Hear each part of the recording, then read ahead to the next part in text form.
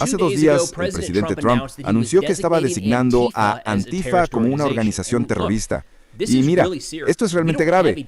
No tenemos una lista nacional de terroristas, y una de las razones para ello es que tal acción ha sido generalmente vista como un camino rápido a la violación de las libertades civiles de nuestros ciudadanos. Así que creo que es importante tener una conversación sobre qué es exactamente este grupo Antifa y qué significaría una designación de terror, no solo para ellos, sino para el país en su conjunto. Así que hoy estamos hablando con Michael Kinney y Colin Clark, 2 expertos en la materia que coescribieron una pieza para War on the Rocks titulada What Antifa Is, What It Is Not, and Why It Matters. Nos metemos en eso, pero también qué hacer con la reciente designación de este grupo por el presidente Trump como organización terrorista. Michael es el presidente del Matthew Ridgway Center for International Security Studies en la Universidad de Pittsburgh, y Colin es el director de investigación en el grupo SOFUN, donde se centra en el terrorismo nacional e internacional. En la descripción a continuación encontrará enlaces para seguir a Michael y Colin, así como algunos de sus trabajos sobre este tema. Y con eso, vamos a la conversación. Muy bien, Mike, Colin, muchas gracias a ambos por tomarse el tiempo para hacer esto hoy. Si no te importa, para ayudar a establecer el escenario y dejar que cualquiera de ustedes salte a esto, ¿puedes definir rápidamente o explicar Antifa para que tengamos un buen punto de partida? Claro, de acuerdo. Así que Antifa es la abreviatura de antifascismo y se refiere a un movimiento social o alguien lo caracterizó como un contramovimiento de activistas que siguen un amplio conjunto de ideas en las que se ven a sí mismos como una respuesta a lo que caracterizan como fascismo. Se basa en una historia de activismo que se remonta a la década de 1930 en Europa. Ha pasado por diferentes tipos de altibajos a lo largo de los años. En los años 80, en Estados Unidos, había grupos que se caracterizaban a sí mismos como antirracistas, y los grupos antifascistas en Estados Unidos crecieron de esa tradición, porque había una escena punk skinhead en Estados Unidos a la que los antirracistas estaban respondiendo. En cualquier caso, los antifascistas se ven a sí mismos como diametralmente opuestos a lo que ellos llaman fascistas, y ven su trabajo como tratar de aumentar los costos de la actividad fascista para convencer a la gente de participar en ella, para hacerla más difícil de hacer. Y también participan en protestas callejeras y son bien conocidos por sus tácticas de bloqueo negro que han utilizado a lo largo de los años en eventos específicos, eventos donde esperaban contrarrestar, una vez más, gente a la que caracterizarían como fascistas, lo cual típicamente incluye a personas de extrema derecha, supremacistas blancos, neoliberales nazis, gente de ese tipo.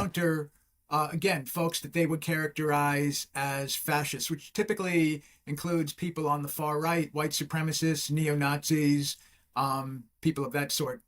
De acuerdo, así que la razón por la que estamos hablando hoy sobre esto es porque el presidente Trump hizo una declaración hace un par de noches que él está planeando en designar a Antifa como una organización terrorista importante. Y vamos a entrar más en los detalles de lo que eso significa o no significa más tarde en la conversación.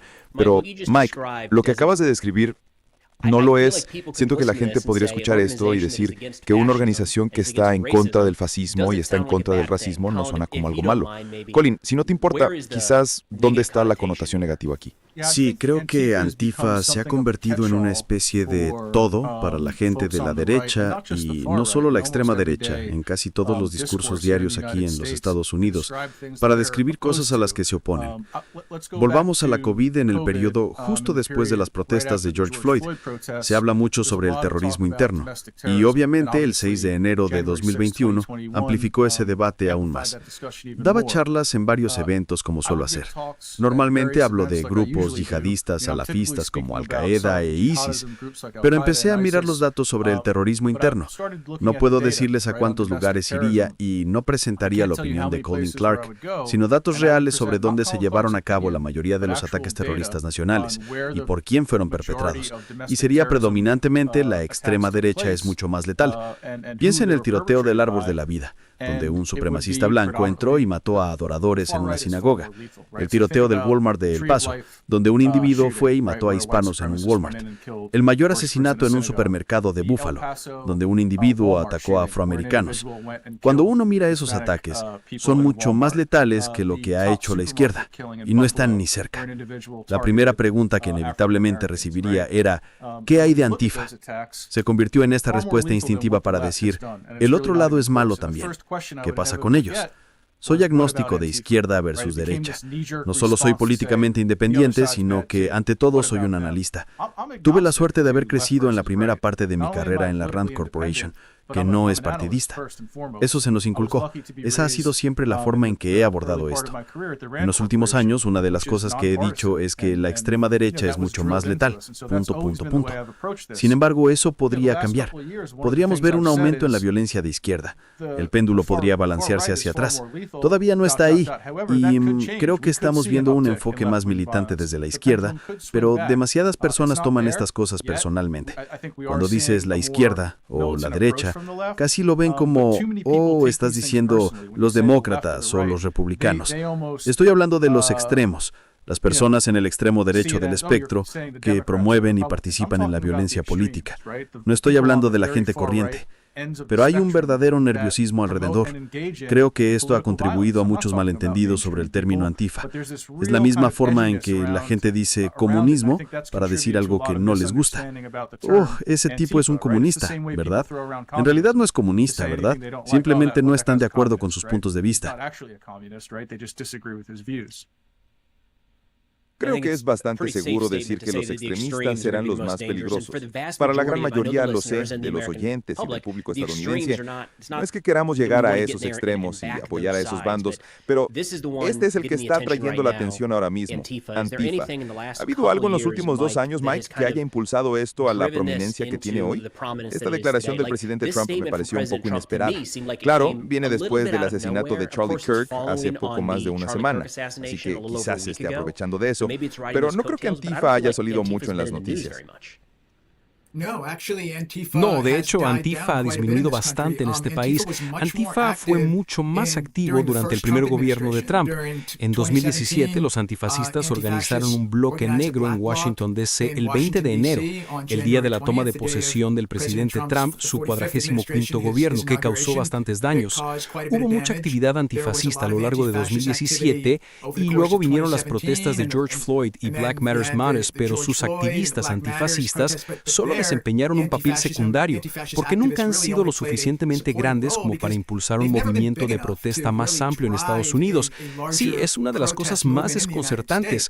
Hoy en día, los antifascistas sí siguen presentes, siguen organizándose, son muy cautelosos por lo que veo, muy cautelosos.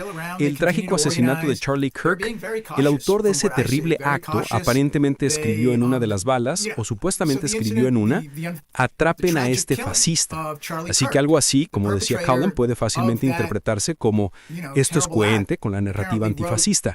Estaría más convencido de que esta persona formaba parte del ecosistema antifascista si realmente hubiera participado en activismo antifascista, si hubiera formado parte de un grupo, si hubiera participado en protestas o en la difusión de información personal.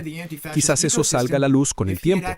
No veo ningún indicio de eso. Lo único que veo ahora mismo es que se trataba esencialmente de un actor solitario que se radicalizó principalmente en Internet. No parece haber participado en lo que considero activismo antifascista.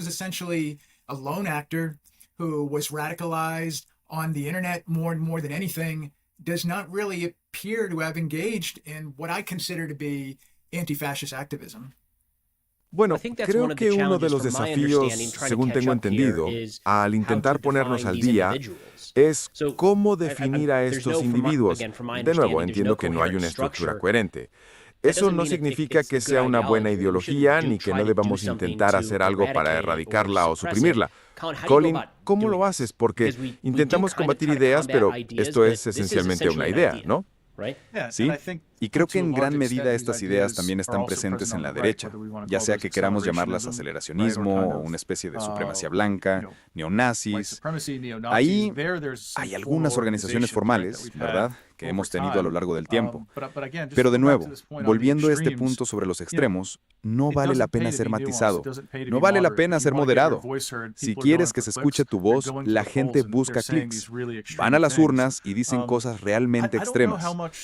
No sé cuánto le importa al presidente Trump Antifa como organización, sino más bien que ve esto como una oportunidad para designar a un grupo y luego usar esa designación como arma para perseguir a sus oponentes políticos, silenciar la disidencia, desmantelar elementos de lo que él llama la izquierda radical, los marxistas, la derecha, y perseguir e intimidar a las personas a las que se opone políticamente. Habló de designar a Antifa durante su primer gobierno.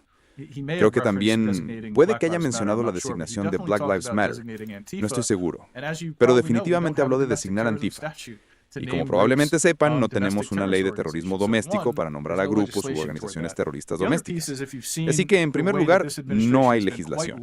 La otra cuestión es si han visto cómo esta administración ha sido bastante liberal al redefinir lo que es una organización terrorista. Ahora voy a hablar brevemente de lo que llamamos FTO, u organizaciones terroristas extranjeras que, aparentemente, ahora incluyen grupos como los cárteles mexicanos, Tren de Aragua y otros. Creo que corremos el riesgo de diluir lo que entendemos por grupo terrorista cuando etiquetamos como tal a cualquier grupo al que nos oponemos o que no nos gusta, ¿verdad?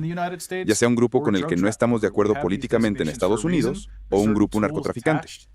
Tenemos estas designaciones por una razón. Hay ciertas herramientas que podemos desbloquear con estas designaciones, pero al ampliar el espectro, creo que le estamos haciendo un flaco favor a la comunidad antiterrorista, que ya enfrenta escasez de recursos y un cambio de atención hacia cuestiones como la competencia entre grandes potencias y la inteligencia artificial. Y me preocupa que esto haga al país vulnerable a amenazas terroristas reales. Otra cosa que diría es que creo que la perspectiva de Overton ha cambiado con respecto a esto, ¿verdad? Escribí un artículo en 2020 explicando por qué Trump no podía designar a Antifa por muchas de las razones que hemos discutido. Y lo escribí con Jason Blasakis, mi ex colega que en un momento fue jefe de la Oficina de Designación de Terrorismo del Departamento de Estado. Dijimos lo mismo en el LA Times sobre los cárteles, porque no tenía sentido. Pero eso ya no importa. Esa discusión se acabó, porque él está haciendo estas cosas. Los cárteles ahora son grupos terroristas. Así que mi propuesta es, si quieren designar a Antifa, aceptaré un debate. Tengamos esa discusión. Pero antes de eso, celebremos una audiencia en el Congreso con expertos independientes en terrorismo para que vengan a discutir los datos. Hablemos de qué grupos son los más amenazantes, qué grupos causaron más muertes en este país, quiénes son los más letales. Analicemos las prioridades y comencemos por las más altas. Y me atrevería a decir que Antifa ni siquiera estará entre los 5 primeros o quizás entre los 10 primeros cuando empecemos a analizar estas amenazas. No estoy seguro. Pero lo que me hace darme cuenta de que no lo hacemos es que el debate se ha vuelto inherentemente político.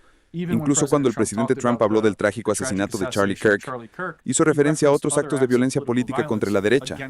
Omitió los actos de violencia política contra Joe Shapiro, Gretchen Whitmer y legisladores de Minnesota. Entonces, ¿nos importa la violencia política solo cuando es contra un bando u otro? ¿O nos importa la violencia política contra todos los americanos?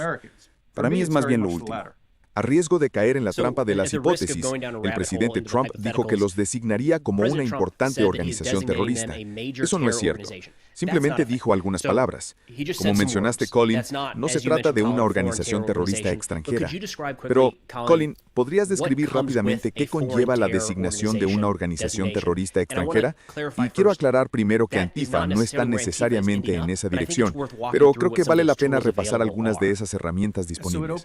Así que esto abre diferentes recursos interinstitucionales, ¿verdad? Aporta más recursos. Si ves lo que estamos haciendo ahora con los cárteles mexicanos, su vigilancia, ya sabes, ISR, reconocimiento de vigilancia de inteligencia, nuestra comunidad de inteligencia ahora está involucrada, ¿verdad? CNN ha informado en fuente abierta que la CIA ha estado realizando vuelos de vigilancia. Esas son cosas que normalmente no pensaríamos en hacer de inmediato contra los cárteles. Además, permítame decir que, aunque he escrito sobre las razones por las que no deberíamos reclasificar a las organizaciones criminales como organizaciones terroristas extranjeras, creo que los cárteles son una gran amenaza. Y creo que la inundación de nuestro país con fentanilo es un problema grave. Simplemente creo que hay diferentes maneras de abordarlo. No descarto la amenaza en absoluto. Es real. Y muchos estadounidenses están muriendo. Y es una situación muy compleja. Pero después de 20 años de guerra global contra el terrorismo, donde, como saben, vivimos la analogía del golpe al topo, simplemente no veo un plan lo suficientemente integral como para sentirme seguro de que vamos a hacerlo bien. Y de hecho, estoy trabajando en un artículo ahora mismo con Ben Cono, casi como una advertencia, que analiza cuáles serían algunos de esos efectos secundarios y de tercer orden. Es una pérdida de recursos, ¿verdad? Desbloquea estas herramientas, pero ahora vamos a toda máquina contra lo que hemos reclasificado como organizaciones terroristas, mientras que al mismo tiempo intentamos ayudar a gestionar la guerra en Ucrania, tratando de entender, ya sabes, las consecuencias de lo que ocurre en Gaza, intentando competir estratégicamente con China, intentando asegurar acceso a minerales críticos. Hay tantas prioridades que compiten entre sí. El enfoque de la administración no me ha convencido de que esto sea algo que, ya sabes, no sea solo un objetivo brillante por ahora. Mike, en tu opinión, ¿contamos con el marco adecuado para perseguir a quienes creo que muchos considerarían organizaciones terroristas nacionales o extremistas nacionales un término más adecuado? Si estamos empezando a ampliar el término terrorista, ¿significa eso que hay una brecha en la forma en que los abordamos? Creo que nuestro sistema político y legal cuenta con las herramientas necesarias para procesar eficazmente a quienes participan en diferentes formas de violencia política, incluidos los delitos relacionados con el terrorismo. Al igual que Colin, me pregunto si de eso se trata realmente, si es algo a lo que llamaremos Antifa, abreviatura de antifascismo, un pequeño movimiento social disperso por todo Estados Unidos. Creo que la administración Trump tiene objetivos más amplios, y no se trata necesariamente de perseguir a terroristas. Si así fuera, creo que la sugerencia de Colin es acertada. Hablemos, ¿cuáles son las amenazas terroristas internas reales a las que nos enfrentamos como país, de arriba a abajo? ¿Cuáles son las que han causado el mayor daño en términos de vidas perdidas, no solo en un par de semanas, sino en la última década, los últimos 15, 20 años? Y prioricemos y centrémonos en esas amenazas. Tenemos las herramientas legales y políticas para abordarlas. No creo que necesitemos una ley de terrorismo interno en Estados Unidos. Creo que eso plantea toda una serie de preocupaciones, que en realidad están relacionadas con lo que estamos hablando. Si existe una ley que lo establece, ¿podría abusarse de ella?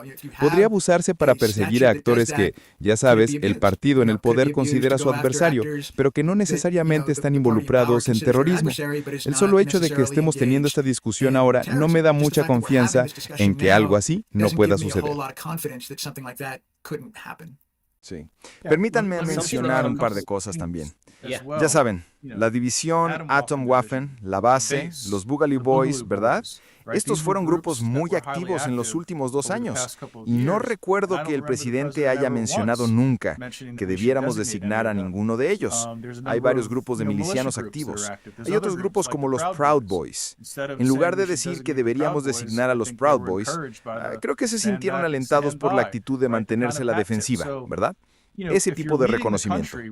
Así que, ya saben, si uno lidera el país, ya sea republicano o demócrata, debe ser un mediador honesto, porque como saben, su trabajo es proteger a todos los estadounidenses, no a republicanos, demócratas ni a diferentes grupos demográficos. Su trabajo es mantener a los estadounidenses seguros. Y si politizamos el terrorismo, estamos haciendo justo lo contrario.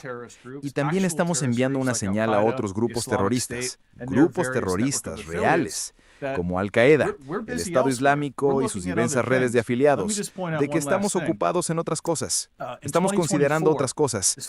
Permítanme señalar una última cosa. En 2024, la provincia de Khorasan del Estado Islámico, que es, en mi opinión, una de las amenazas más peligrosas que enfrentamos en términos de terrorismo transnacional, lanzó importantes ataques en Irán y Rusia.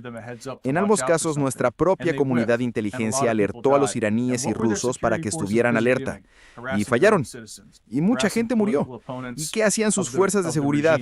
Acosando a sus propios ciudadanos, acosando a los opositores políticos del régimen, ¿cierto? En lugar de proteger a los iraníes y rusos. Así que eso me resuena mucho y me preocupa que, ya saben, si empezamos a buscar un fantasma bajo cualquier piedra, nuestros adversarios se darán cuenta de que estos tipos están distraídos. Es una buena oportunidad para golpearlos fuerte. Me interesa saber qué opinan cualquiera de ustedes. Algo que me viene en la mente cuando oigo la designación de terrorismo es que durante los últimos 20 años hemos estado investigando al Estado Islámico y a Al-Qaeda y rastreamos a alguien. Digamos que hay una operación en Mosul del Estado Islámico. Tenemos los recursos de inteligencia para averiguar en qué casa se alojaron, a quién llamaron, quién les envió dinero, dónde cenaron la noche anterior. Y de repente estamos expandiendo esta red de simpatizantes del Estado Islámico, o podríamos llamarlos operativos o asociados. Y hay diferentes escenarios, pero podrían ser víctimas de un ataque con drones, o podríamos detenerlos. Podríamos confiscar sus activos bancarios o destruir sus casas. A mí porque son cómplices de terroristas. Es una visión un poco extrema, pero me preocupa que cuando empezamos a llamar terroristas a grupos nacionales, nos dispersemos rápidamente en torno a en qué hotel se alojaron, quién iba con ellos en el coche, o con quién hablaron la noche anterior. ¿Es un poco de pánico? ¿O es esa también la dirección que te preocupa? Primero lo intentaré y luego se lo cedo a Colin. Creo que algo que me preocupa de lo que está sucediendo ahora es que esto se vaya a utilizar como arma para perseguir la financiación de lo que se identifica como organizaciones políticas de izquierda. Así que perseguir a la Fundación Soros por financiar de alguna manera el terrorismo de Antifa, lo cual no creo que sea el caso, pero eso parece ser lo que se está considerando ahora, es que la administración Trump parece estar interesada en perseguir la financiación no de organizaciones terroristas, sino de organizaciones políticas de izquierda, que podrían incluir organizaciones políticas tradicionales. Si ese es el caso, esto tiene posibles implicaciones para la salud de nuestra democracia, donde la asociación política, la libertad de organización y la capacidad de realizar donaciones políticas a grupos políticos no violentos de nuestra elección son derechos fundamentales de los que gozamos. Pero si ahora consideramos a grupos como la Fundación Soros o Act Blue como financiadores del terrorismo, me preocupa profundamente, ya que tienen el potencial de inclinar la balanza democrática, la de la política convencional, de tal manera que con el tiempo nos volvemos menos democráticos.